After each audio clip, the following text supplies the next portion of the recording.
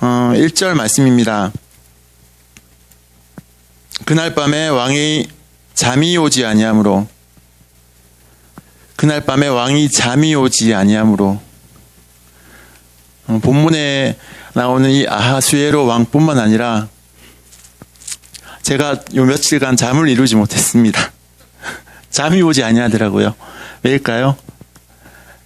이 아침 이 새벽 설교가 저의 생애 첫 설교이기 때문입니다. 여러분은 그 기분 아실지 모르겠습니다. 교회 가기 싫은 기분 아세요 혹시?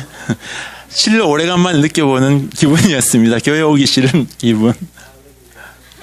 아멘. 감사합니다, 목사님.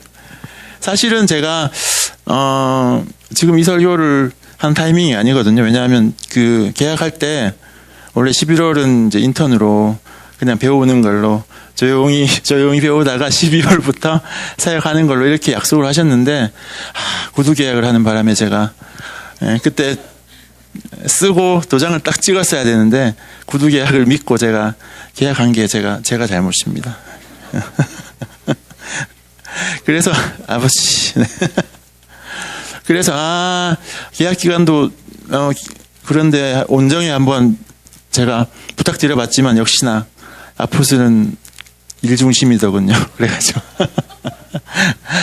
뭐 어쨌거나 네, 그래서 제가 이 자리에 서게 되었고, 말씀을 함께 나누기 전에 먼저 여러분께 말씀을 사모해서 이 새벽에 나온 여러분께 제 설교의 마루따가 된 것에 대해서 심심한 위로의 말씀을 드리면서 함께 말씀을 나누겠습니다.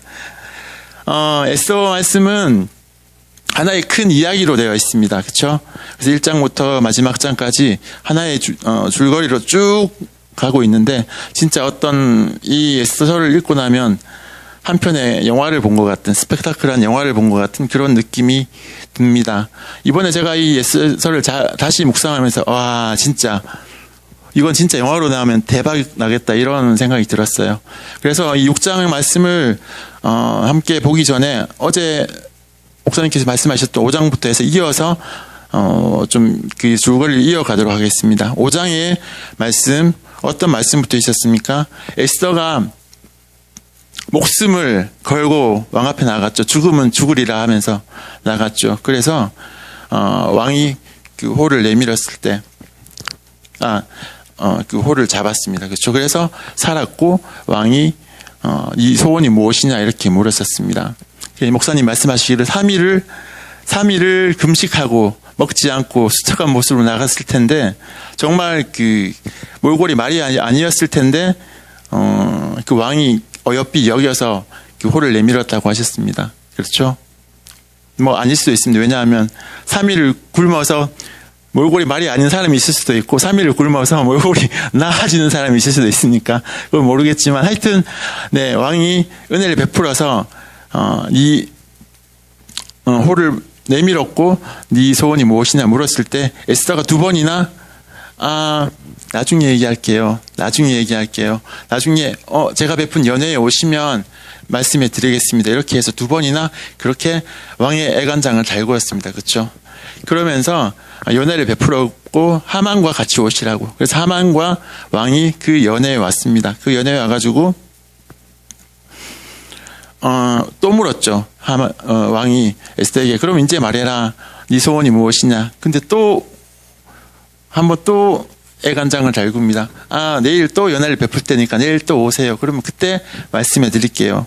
그래서 그 연회가 끝나고 하만이 이제 기쁜 마음으로, 아무것도 모르죠. 하만은 그저 그 왕과 함께 그 왕후가 초대한 파티에 초대받았다는 그 기쁨 하나로 기뻐하면서 나오다가 모르드게를 만납니다. 그렇죠?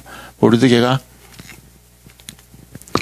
다른 사람들은 다 그 하만에게 절하고 인사하고 하는데 모르드게만 고개를 뻣뻣이 서서 굴욕감을 줬습니다.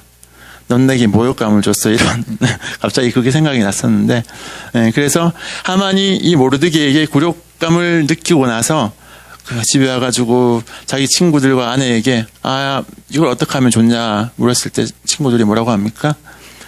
장대에 매달아가지고 죽여가지고 매달아라면서. 그래서 그게 좋겠다 이렇게 해서 이제 그 뒤부터 이 6장의 말씀이 시작이 되는데, 자, 왕이 잠이 들 수 없었다고 합니다. 왜 그랬습니까?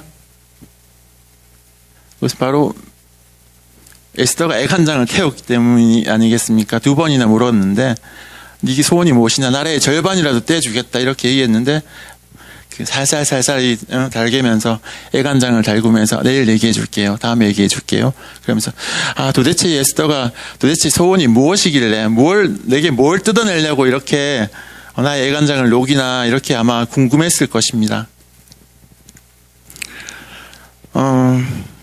그러면서 잠이 안 왔겠죠. 잠이 안 와서 그 신하들을 불러가지고 역대일기를 가져오라 이렇게 명합니다. 역대일기가 우리나라로 치면 옛날에 조선 왕조실록 같은 그런 왕궁에서 일어나는 그 역사들을 기록해 놓은 책입니다. 그래서 그 책을 읽으라고 해서 듣고 있는데 마침 그때 그 신하들이 읽어준 그 부분이 바로 그 에스더 2장에 나오는 그 부분입니다. 모르드게가 그 두 내시가 그 왕을 암살하려고 하던 그 음모를 듣고 고발해가지고 왕의 목숨을 구해주는. 근데 참 희한한 게, 재미있는 게, 왕이 그때는 왜 그거를 몰랐을까?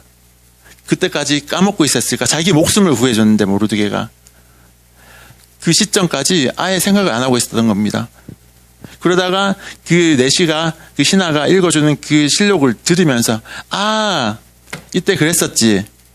그때 모르드게가 내가 죽을 뻔한 걸, 암살 당할 걸, 이 모르드게가 나를 살려줬었지. 그런 생각이 납니다. 그러면서 신하들한테 다시 묻습니다. 그때 그 모르드게에게 무슨 상을 베풀었느냐? 그때 내가 그 모르드게에게 뭘 해줬지? 근데 그때 신하들이 뭐라고 대답합니까? 아무것도 안 해줬다고. 아무 상도 주지 않았다고. 그래서 이 왕이 아차 싶은 겁니다. 그래서 안 되겠다. 지금이라도 이 모르드게에게 무엇을 상을 내려야 되겠다 싶어서 걔 누구 없느냐 하면서 이제 부르죠. 사람을 부르는데 때마침 그때 누가 있었습니까? 여기 보면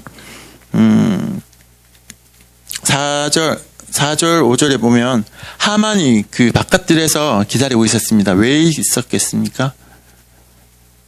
하루 한시라도 빨리 왕을 만나가지고, 그 밤에 왕이 일어난 대로 왕을 만나가지고 모르드게를 고발해가지고 모르드게를 죽여가지고 그 높은 장대 위에 매달려고, 한시라도 빨리 그 나에게 굴욕감을 준 그 모르드게를 처단하려고 그 앞에서 기다리고 있었던 것입니다.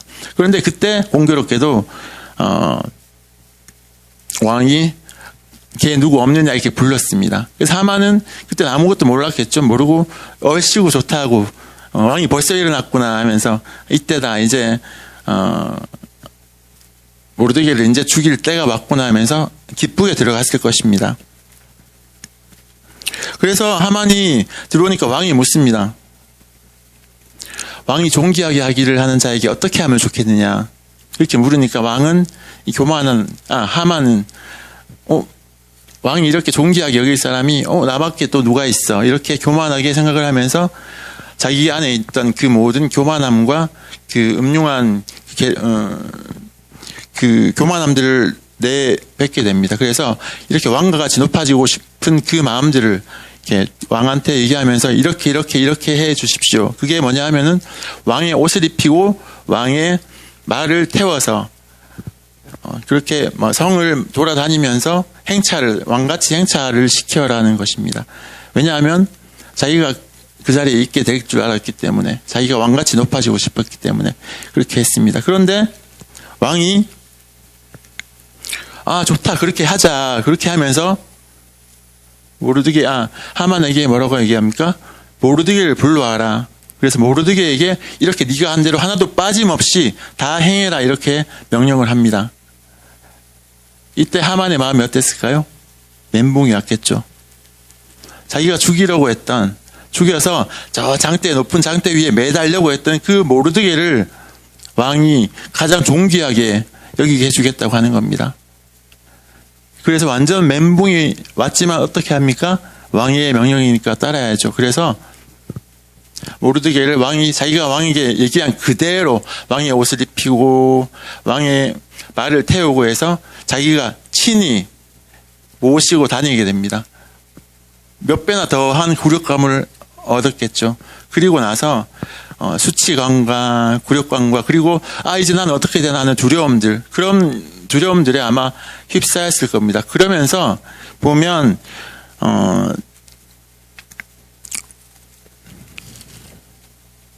11절에 보면 그렇게 하고 나서 모르드게는 다시 대궐문으로 자기 있는 자리로 가고 하만은 번뇌하여 머리를 싸고 급히 집으로 돌아가니라. 자, 아까 얘기했듯이 진짜 여러 가지 감정이 아마 들어왔을 겁니다. 마음 가운데 진짜 내 수치감, 막 부끄러움, 두려움들, 앞으로 난 내 운명은 어떻게 될 것인지 그런 것들에 대해서 막 우리 전문 용어로 똥 씹은 표정을 하면서 집으로 아마 돌아갔을 겁니다. 그래서 그 13절에 보면 또 그 자기가 당한 모든 일들을 그 자기 아내 세레스와 또 친구들에게 얘기합니다. 그러니까 친구들이 뭐라고 합니까? 쉬운 말로 이렇게 얘기합니다. 에헤, 큰일 났네, 큰일 났어 하면서. 니 이제 오해할래? 야, 니 이제 죽었다. 이렇게 얘기를 합니다. 그러면서 이제 이 스토리가 이제 다음 장으로 넘어가는데 다음 장에 이제 더 드라마틱한 반전이 이제 기다리고 있습니다. 그렇겠죠? 근데 여기서 제가 주목하여 보고 또 여러분과 함께 생각하고 싶은 내용은 그 앞부분에 나오는 우연의 연속입니다. 우연의 연속. 자, 어떤 우연이 있습니까? 잠이 안 왔습니다. 그렇죠? 그날 밤 우연히 왕이 잠이 오지 않았습니다. 그리고 근데 잠이 안 왔는데 뭐 딴 걸 할 수도 있습니다. 그렇죠? 뭐 딴 걸 할 수도 있는데 굳이 그때 그 역대 일기를 보려고 합니다. 그래서 역대 일기를 가져오라 해서 역대 일기를 읽게 합니다. 근데 또 그뿐만 아니라 그때 읽게 된 부분이 무슨 부분입니까? 하필이면 모르드게가 자기를 구했던 그 장면을 읽게 됩니다. 그래서 그때 우연히 그 역대일기를 읽은 그 밤에 그 사건이 떠올랐고 또 그때 그뿐만이 아니죠. 왕이 밖에 누구 없냐고 불렀을 때 하필이면 그때 하만이 그 자리에 있게 됩니다. 정말로 기가 막힌 우연의 연속일 수밖에 없습니다. 그렇죠? 그러면서 에스더서의 하이라이트가 반전이 되는 그런 반전의 드라마가 시작이 되게 됩니다. 그런데 우리는 여기서 두 가지 시각으로 이 우연의 연속들을 볼 수가 있습니다. 먼저 첫 번째는 하만이나 왕의 시각으로 이 우연의 연속들을 보는 것입니다. 하만의 입장에서 보면 그날 밤 진짜 우리가 늘 쓰는 용어로 재수 온 붙은 날이었을 겁니다. 왜냐하면 자기가 이렇게 기대하고 이렇게 원했던 것 하나도 그대로 되지 않고 모든 것이 뒤바뀌어 버렸던 것입니다. 그래가지고 아마 이렇게 얘기했을지 모릅니다. 그때 왕은 잠이나 잘 것이지 왜 하필 그때 그 책을 봐가지고 또 그 내용은 또 하필이면 재수 없게 모르드게가 왕을 구해준 내용이었고 진짜 내가 그날 그 밤에 그때 거기 가는 게 아니었는데 본인이 하나님의 심판을 받는 줄도 모르고 하나님의 섭리에 의해서 그런 일들이 일어나는 줄도 모르고 그냥 재수가 없어서 우연히 그가 죽게 되었다고 생각했을지 모릅니다. 또 왕은 어떻습니까? 어떤 면에서 보면 왕도 하나님의 섭리 가운데 있었습니다. 중요한 역할로 쓰임을 받았습니다. 하나님이 왕을 통해서 하만을 심판하셨고 또 유다 백성들을 구원하셨기 때문입니다. 그런데 정작 이 왕은 그저 우연의 일치를 통해서 그런 일들이 일어났을 뿐이라고 생각했을 것입니다. 왜냐하면 하나님의 섭리를 이해하지 못했기 때문입니다. 그런데 여기서 우리가 또 다른 시각에서 보았으면 좋겠습니다. 에스더와 모르드게 그리고 유다 백성들의 시각에서 본 그날의 사건들입니다. 그것은 그저 기막힌 우연의 일치가 아니었습니다. 왜냐하면요, 그것은 바로 온 유다 백성들이 3일 동안 금식하고 부르짖는 그 기도에 대한 기도 응답이었습니다. 자신의 백성들을 구원하기 위한 그 하나님의 놀라운 섭리였던 것입니다. 오늘날 우리의 삶에도 수많은 우연인 것 같은 일들이 있습니다.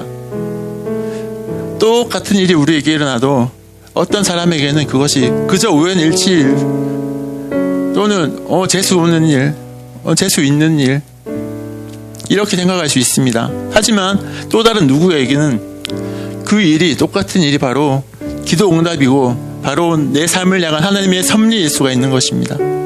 그것을 가르는 기준은 무엇입니까? 그것은 바로 우리가 기도의 삶을 사느냐 그렇지 않느냐 하는 것입니다. 우리는 어떻습니까? 지금 우리들 어떻습니까? 우리의 삶 가운데서 하나님의 섭리를 느끼고 살고 있습니까? 우리는 얼마나 기도 응답의 역사를 체험하면서 살고 있습니까? 많은 그리스도인들이 이렇게 이해합니다. 나는 기도빨이 없어. 하나님 내 기도는 안 들으시는 것 같아. 내 옆에 있는 이 형제, 이 자매의 기도는 잘 들으시면서 목사님의 기도는 잘 들어주시면서 내 기도는 안 들어주시는 것 같아. 이러면서 기도를 하지 않습니다. 한두 번 기도해보고 기도 응답이 없다고 기도를 하지 않습니다. 기도에도 근육이 필요합니다.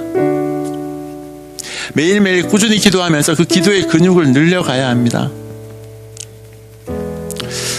이번 주에는 아포스톨 사역자들이 좀 힘을 쓸 일이 많이 있었습니다. 목사님이 새로 나온 책 청년아 깨어나라 책이 2,000권 들어와서 그것들을 옮겨야 했고요.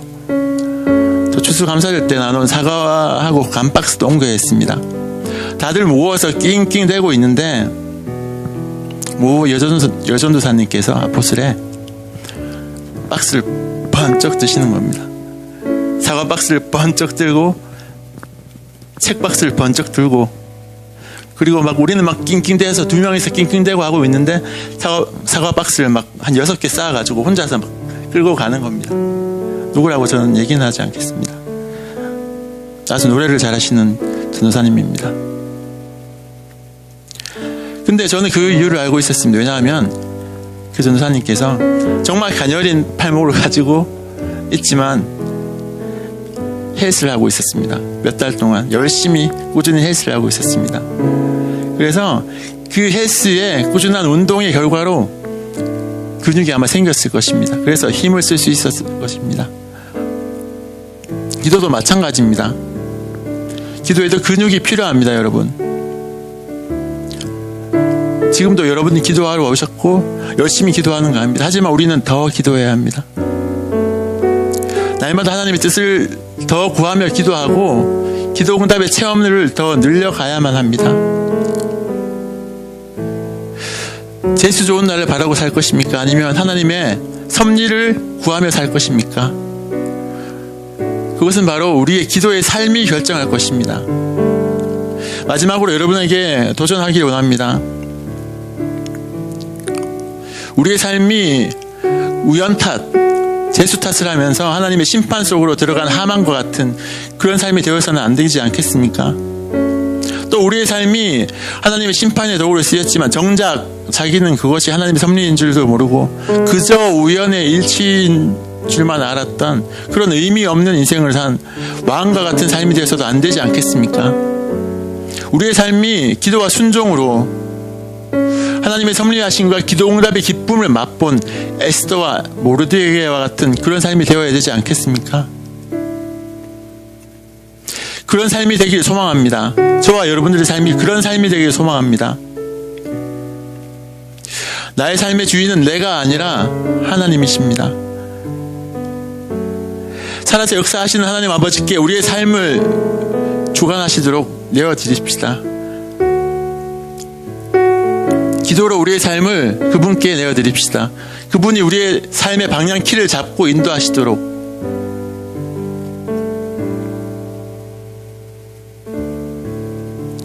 시간 좀 함께 기도했으면 좋겠습니다. 먼저 기도할 것은요, 오늘 말씀을 기억하시면서 하나님, 나의 삶이 세상 사람과 똑같이 살다가 우연이나 바라면서 재수나 바라면서 사는 그런 삶이 되지 않길 원합니다. 주님 나의 삶의 주인이십니다. 주님 삶의 나의 주인이 되어주시며 세상의 모든 역사를 주관하시는 그 하나님의 섭리 가운데 살아가는 제가 되게 해주십시오. 그런 나의 삶이 되게 해주십시오. 날마다 크고 작은 기도 제목들이 응답받는 그런 역사를 체험하는 나의 삶이 되게 해주십시오. 함께 기도하며 나가겠습니다.